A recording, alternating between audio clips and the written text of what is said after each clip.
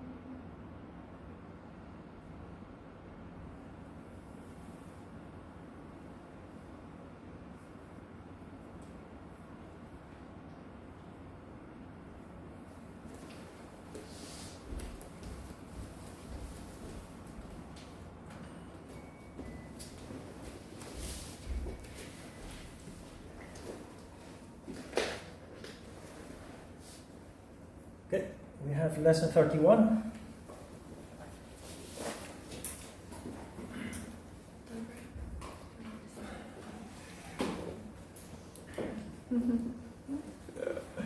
Thank you. I always forget, almost always. Lesson 31 starts with a major new subject based on the Yoga Sutras of Patanjali. Chapter 2. The subject is called Kriya Yoga. Now if you have paid attention, you recognize the word Kriya because lesson 13 to 19 you learned in fact Kriya exercises from the Hatha Yoga Pradipika.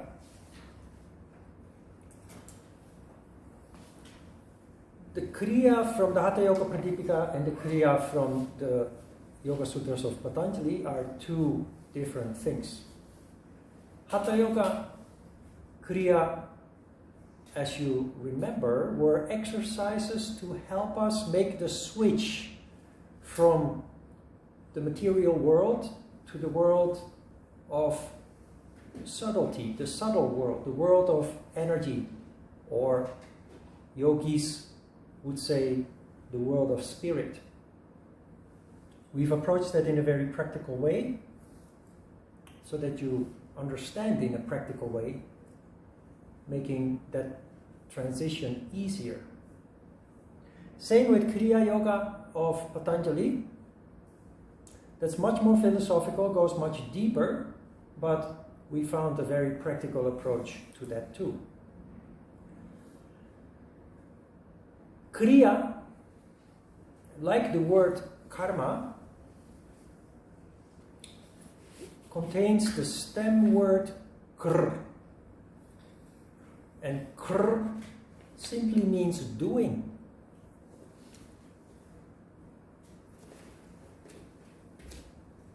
The Sanskrit stem word kr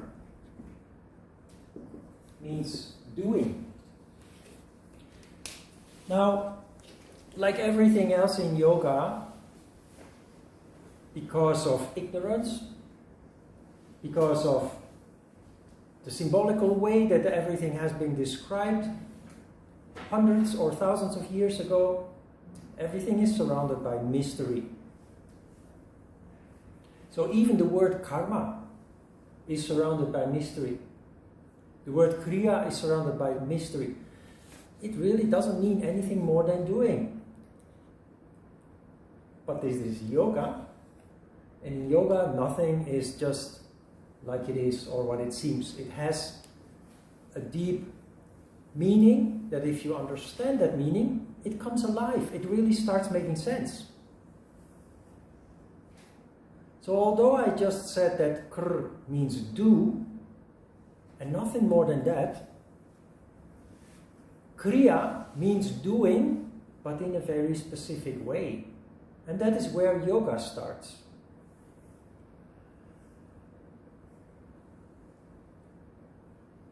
You will notice also that if you have read the text, that what I'm explaining is sometimes or even often different from what I wrote down 20 years ago or 30 years ago.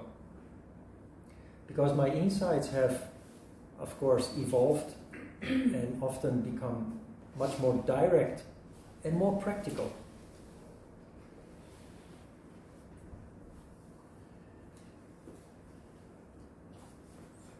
Kriya is in fact the start of your yoga practice. I have a book at home that is called Kriya Snana Karma. It's a book bigger, thicker than the Bible, more than 1,500 pages. It's called Kriya Snana Karma.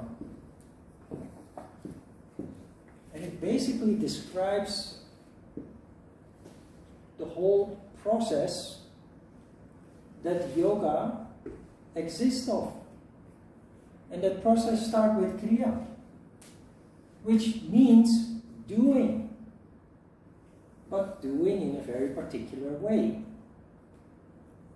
Standing still while engaging actively.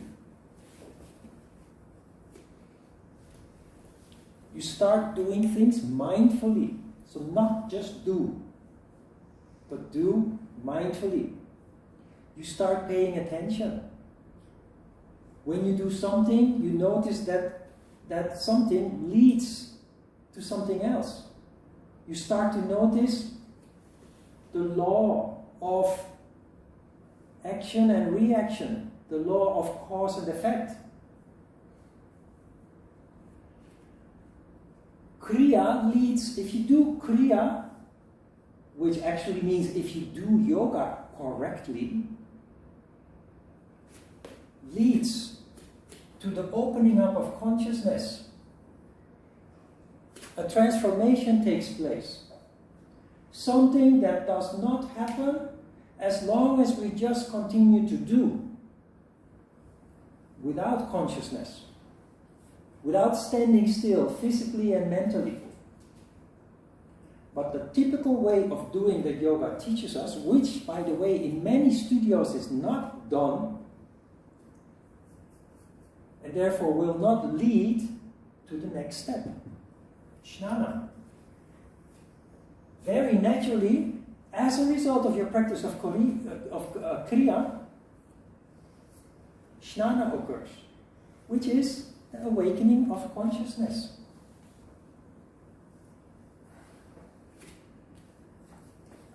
Awakening of consciousness leads to insight into the law of cause and effect.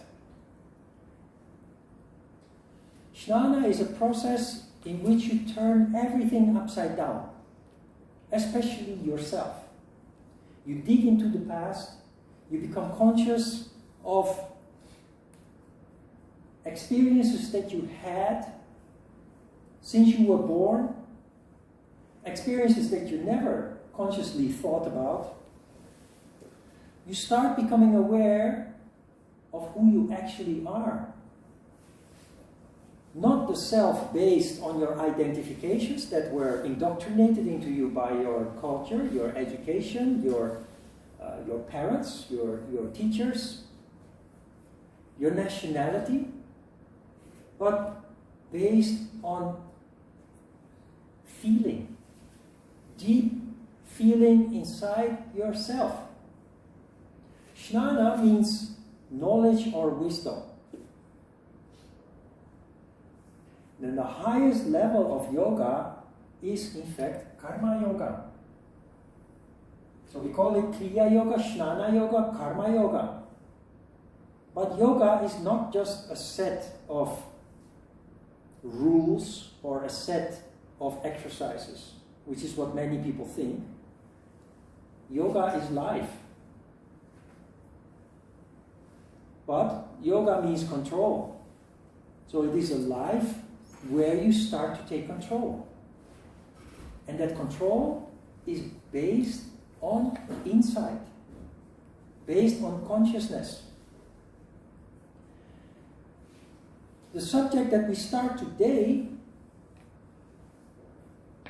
is based on the Oriental philosophy that life is suffering. Life is a valley of tears. And it explains why we are suffering. Not only that, if you understand it, it helps you in life to reach a condition in which you suffer less and less than the normal human being, based on consciousness, based on you understanding, starting to understand why you are suffering. Why do you end up in misery all the time? Why do you end up saying time and time again, oh my God, will it never end? Why me? Why is this happening to me all the time? Why not to them? This philosophy explains how it works, why the same thing causing you suffering happens again and again. Karma yoga means that you have reached the level where you are not meeting or attracting, actually, karma is about attracting misery in life. Karma is the level where your consciousness has expanded to such an extent, your insight is so big that you see the misery. Not only that, you see that the misery comes from inside you. Instead of blaming other people who actually act, instead of blaming the people that you have conflict with for your misery, you realize that yes, they did wrong by treating you like that, but it started within yourself. That is what this is about. Karma means control of life, your life. Taking control of your destiny. Because your destiny is determined by your past.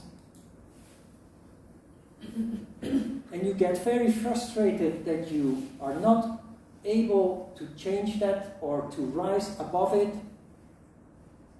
because it's human nature to stay imprisoned in how you have been shaped, conditioned since you were born. Then when you start to see that, you have the tools to rise above that and go beyond those limitations, escape from that prison. So today and in the weeks to come, we're going to explain how this works.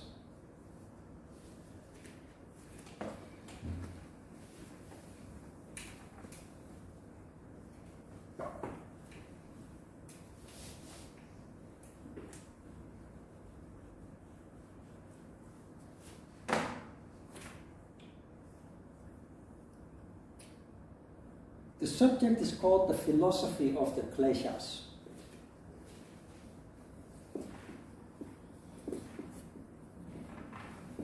What is a klesha?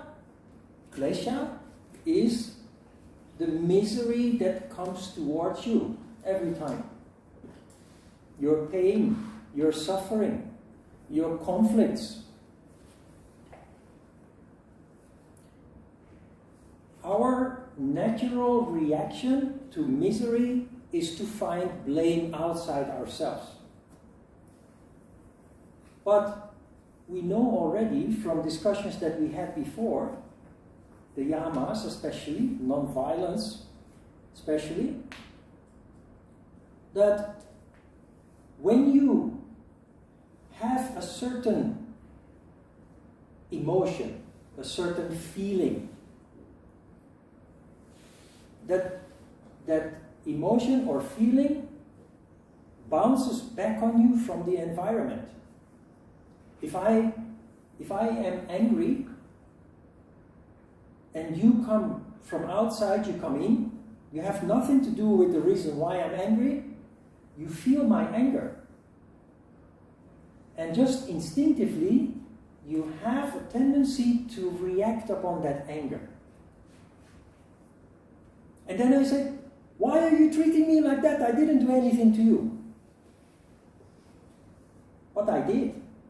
I had that negative energy with me that triggered something in you. That negative energy in me, it can be positive too, by the way. But this is why it is so important that we become aware of what we feel, what we think in our daily life situations. As a result of that consciousness, you will be inclined more and more to go around your day with a positive feeling. Because you know that if you walk around with negative feelings, even if there is a reason to, it will just attract more negativity. The klesha is attracted to you, comes from outside. What attracts the klesha, something that is inside you, that is called a vritti.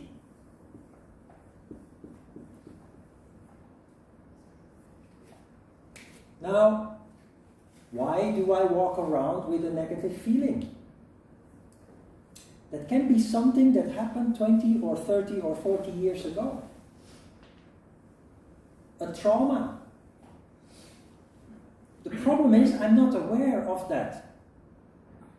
So it just, in my daily life, determine the impression that people have of me when they meet me. And it is a negative one. It is an impression that makes people react in a hostile way, in a violent way, in a nasty way. Again, it can be positive, but to keep it simple and easy to understand, we take a negative example. So because I had a negative experience in the past, this experience is engraved in me, is stored in my memory. It's like you download something on your computer. Downloaded in my hard disk, my memory, is a negative experience from the past. And without me knowing it, because I'm ignorant, this philosophy is based on the ignorance of the human being. Human being suffering is caused by ignorance in the first place. You will see soon. Because I'm ignorant of the law of cause and effect, the experiences I had that left behind a scar, an impression on my hard disk, my memory, it determines the way that I conduct myself. It determines the way that I act and react in certain situations without being able to help myself to control that. And so my environment will react to that in a negative way. And so I always find myself in a certain kind of conflict that because it repeats itself, it's very frustrating to the point that you become desperate. You want it to stop, but because you are ignorant about the law of cause and effect, because you're ignorant about the fact that it's actually something inside you in the first place that attracts the conflict towards you, you're incapable of solving the issue. So, when you start practicing yoga, kriya, do, but mindfully, consciously, you start becoming aware of your misery. Not only that, you start to see that the way people act and react towards you is indeed triggered by yourself. So the klesha I have mentioned here and there throughout the course, that the misery that you suffer in life, the failures, the mistakes, the conflicts, are your teachers. You remember? The klesha, the misery, the people that come on your path and have conflict with you, hurt you, they are your teachers. They are, if you pay attention, they become your mirror. So we have to change our way of reacting to people having conflict with us. Instead of blaming them, we have to try to discover what it is that we did. We have to try to discover the vritti within ourselves. There always is. Nothing occurs without trigger. Without trigger, there would be total peace, total sattva, no action, no reaction.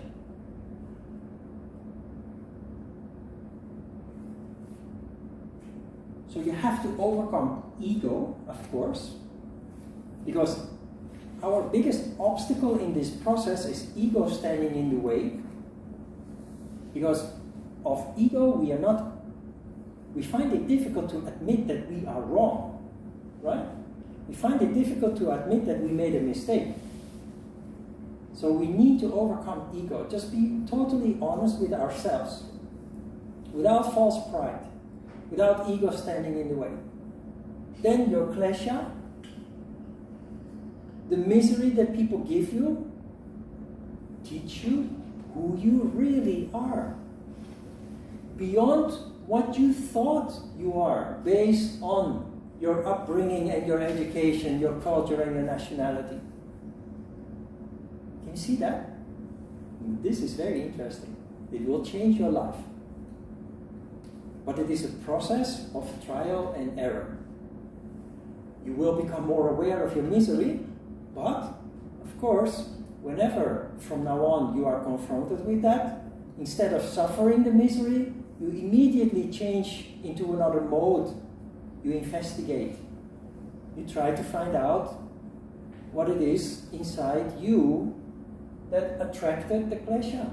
You try to discover your vrittis. So instead of blaming people and having grudges and hating other people, you turn your negative sentiment into gratitude. Thank you for teaching me today who I am. Thank you for teaching me today my vritti that has all my life caused misery. Now I understand thanks to you. Now I can try to avoid it, control it. That's only the first step. It won't be easy. Human beings have the tendency to fall into the same mistake again and again. But now at least you are conscious of it. And you will see that the severity of the klesha will gradually reduce. And if lucky, it can actually completely disappear from your life. The reality is it usually doesn't completely disappear, but you reduce it into such an extent that it doesn't bother you anymore. What is the value in all this? It not only reduces your, or the human beings, every human being is facing this, suffering, not only reduces our daily suffering, but because we reduce all these distractions, because that's what they in the end are, technically, you free up a lot of room to focus on things that really matter. Your work, your study, your relationships, more importantly, your future, where you want to go with your life, really want to go with your life. And that is taking control of your destiny, your dharma. And you really can, and you really will. It's not a fantasy or just a mysterious thing that I'm telling you here. It really will lead to that.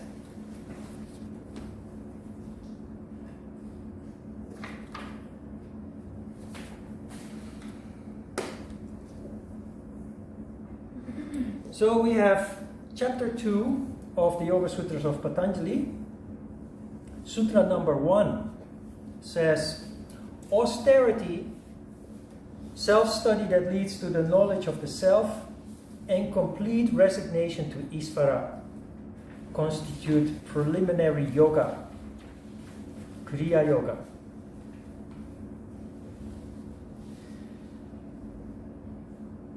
Austerity, do you remember the practice of austerity, tapas?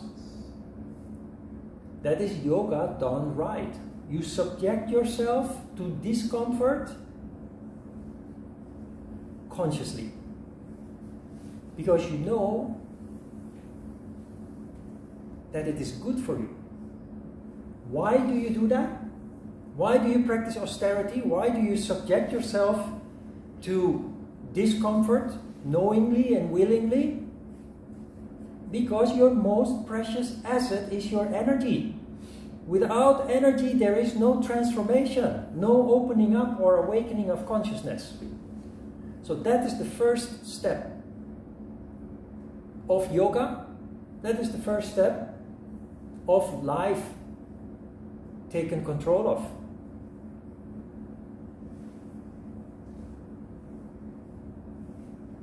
Starting practicing austerity means, in a practical way, doing your yoga exercises. And it is something that you really have to do, not only on Sunday. Try to practice in the weekdays also. If you can't practice every day, at least try. Well, as often as you can. But the reason why this is important is because if you do not practice, you do not generate energy, you do not create that condition that allows the consciousness to open up.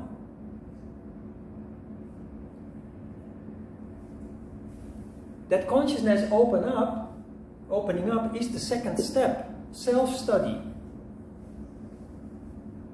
So, at the introduction of the subject, I told you that what I tell you today is sometimes different from the text. And this is different from the text, because the text suggests that self-study is something that you must do. Like sitting at your desk, taking a book titled Self, and you start studying yourself. It doesn't work like that.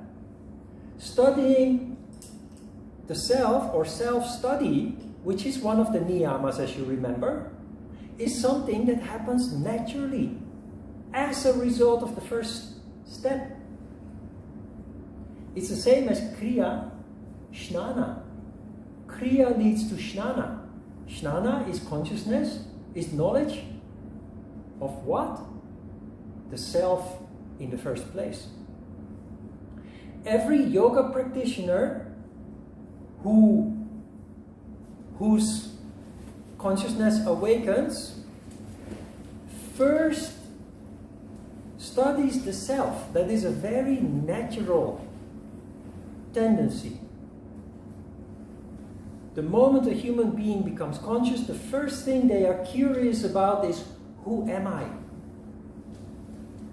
Lots of philosophical books were written based on that simple question by the most famous philosophers. Who am I? That is where the yogi starts their journey. But if you don't practice austerity, if you do not make the necessary steps that lead to that energy rising up, opening up the consciousness, self-study does not occur.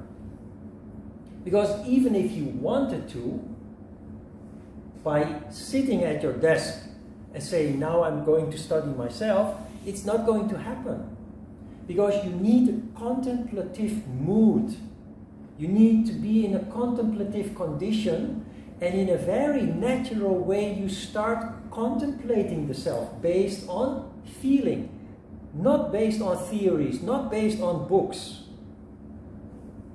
Books can only help you, support the process. But reading books without consciousness is just stuffing your hard disk with theoretical knowledge that has no use. It's just pollution of your memory. Now the third step is interesting. Surrender. In Patanjali's text, he calls it resignation to God. And when you read it like that, you think, oh my God, this is going towards a religion. I'm not interested in God. So let's do something else. No. Remember, this is written in symbolical language. Resignation to God means accepting. It means surrender. Accept the way things are. Because you cannot go back in time and change. Only thing you can do is first accept the way it is, and then change the future. Surrender to God means what I just also said, overcoming ego. It is ego that is the biggest obstacle standing in the way of growth, because we cannot accept the past. We cannot accept our weaknesses. We cannot accept our mistakes, our failures, because of ego. If you overcome ego, if you're able to surrender, you look at your mistakes from a neutral point of view, without that emotion that makes your heart cringe, not allowing you to admit failure or mistakes. So the third step is very important for the second step to manifest. Self-study is not possible without accepting the way things are, the way you are, what you are, how you are, and the past that you have lived through since you were born. It's just as it is, and it has shaped you. And if you are not satisfied with that, today is the day that you can start changing that.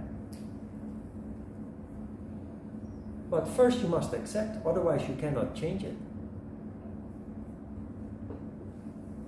So, practice yoga correctly, so that it truly leads to energy rising up, leading to the opening up of consciousness.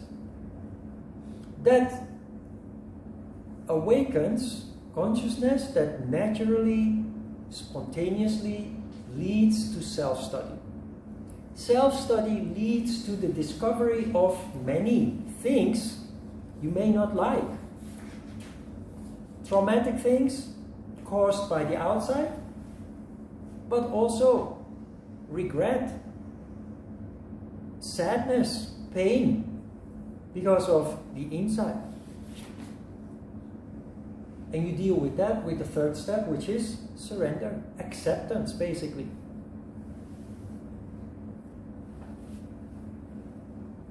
This is a natural process. That is why last week Pratyahara was so important as a subject. Because that comes into play here also very much when digging into the past.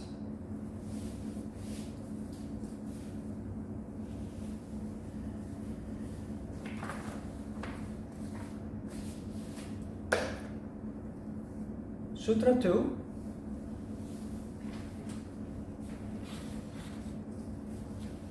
Kriya Yoga is practiced in order to attenuate kleshas and to bring about samadhi.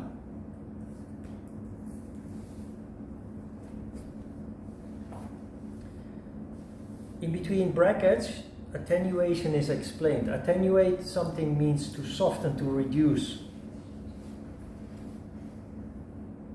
So I explained that already, didn't I? When explaining Kriya, Snana, Karma. Because you become conscious of your frittis, which attract kleshas, a process that you couldn't see before, you now start seeing. You start seeing the law of cause and effect at work. You're able to interfere.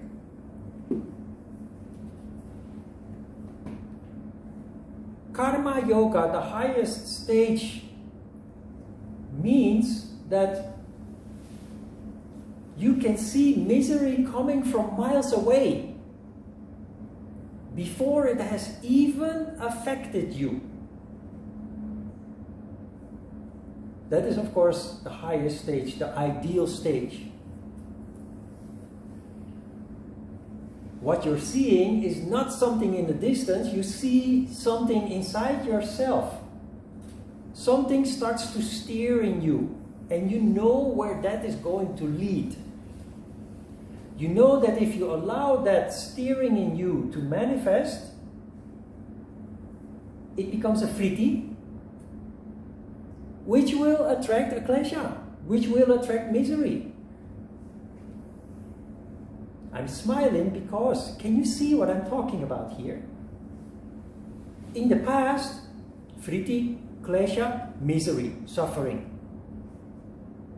And you say, what the hell is happening with me? And it is happening again and all the time, and why me? I'm so pitiful and so miserable all the time.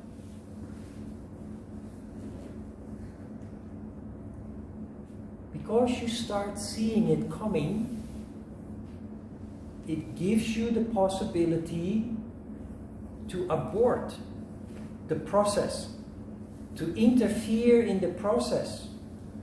But that means self-control. The moment you feel an anger steering in you, most people cannot control that, and they explode. I'm giving an extreme example, anger. So they explode. But because you become more conscious and sensitive, already at the beginning stage of that anger starting to steer in you, you recognize it. You recognize it consciously and you say, uh-oh, if I allow this to happen, I will suffer misery again. And so you will do your best. You may not succeed every time, but you will try at least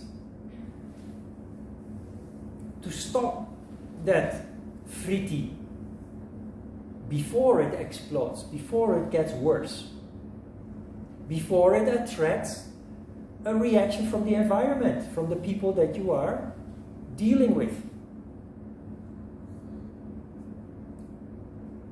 Now, isn't that a wonderful idea? Sutra 2 confirms that that is indeed possible. But you always have to be alert, which is a quality that you also develop, you must develop. You remember the philosophy of the heart chakra that has as a symbol the deer, which represents alertness. we must become more and more alert of our feelings, our emotions, our fritis. Only then can we reduce our suffering and our misery.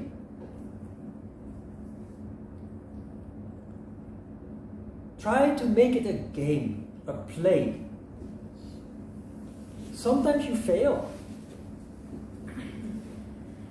Sometimes you succeed. Every time you succeed, it increases your self-esteem, your self-respect. When you fail, do not knock yourself over the head. It happens. It is human. And it is also expected that you will sometimes fail. When you fail, it just teaches you something more. It just teaches you another aspect of yourself. So stop approaching failure with ego, feeling that your dignity, your pride is diminished because of failure. Instead, turn your negative sentiment towards failure into gratitude. That it allowed you, yet again, to learn something valuable. Only then, next time when it happens again, you will be better prepared to succeed.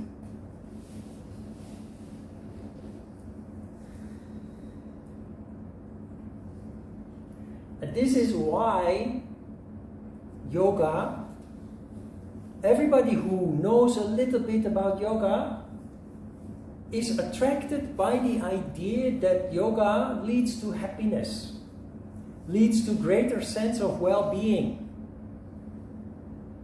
But yet, if you look at yoga communities,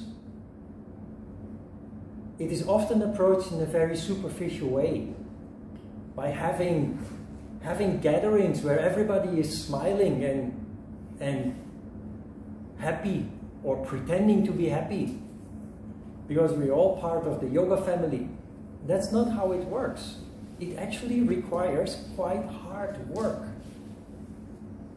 But if you put in the effort, it really does lead to a reduction of our normal daily suffering.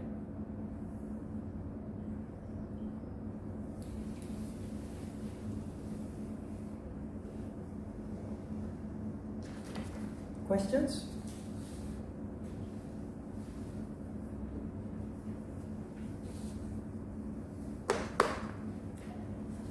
Try to realize the enormous value of this. Not only do you reduce misery, which everybody would want, but you free up a lot of energy and room that otherwise goes lost with all the suffering and conflict.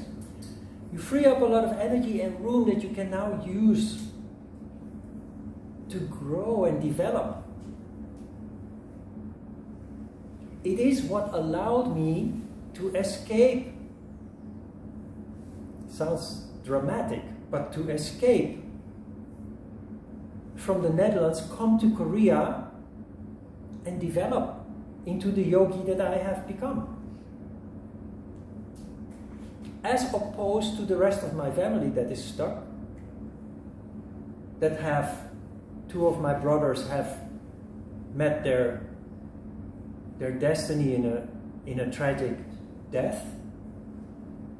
That would have been my destiny too, if I had not gone through this whole process, starting austerity practice, leading to awakening of consciousness, leading to insight into why, not only me, but also my environment, my family, are suffering, and finding it very hard to escape from that suffering. That would have been impossible. So it freed up a lot of energy and room that allowed me to do things that otherwise would have been impossible.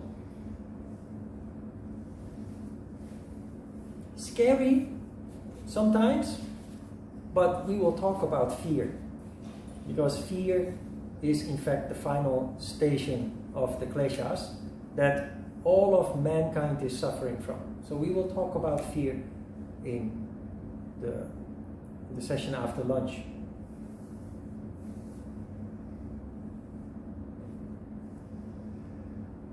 Do not think too complicated about this. Oh my God, this sounds so wonderful, but this is never going to work for me. Not realistic to accomplish. It's much easier than you think. All you have to do is practice. The process, the transformation, happens to everybody who practices. The rest is a matter of following your studies here. Further down the road, look back at your notes or the sound recordings or the video on YouTube so that you are reminded of not only what you learned in the past and kind of forgot, but also that you actually see that you have transformed a lot without you knowing it.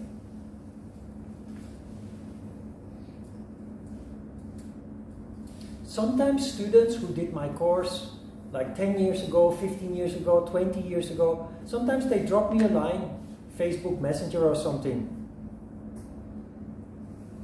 And people often forget what they learned, which is natural. Because you learn so much in such a short time, you can never remember all that. So when we have discussions, then I say, oh, hey, maybe you should refresh the subject of pratyahara. Or maybe you should refresh the subject of kriya, the kleshas. Because when we communicate, I have a feeling people get stuck. If only they remember some little thing that they learned in the past, they can unstuck themselves. For me, that's why I love teaching. I'm not allowed to forget. I regurgitate it again and again every time I teach. So I'm very grateful for you to give me that opportunity every time we have class.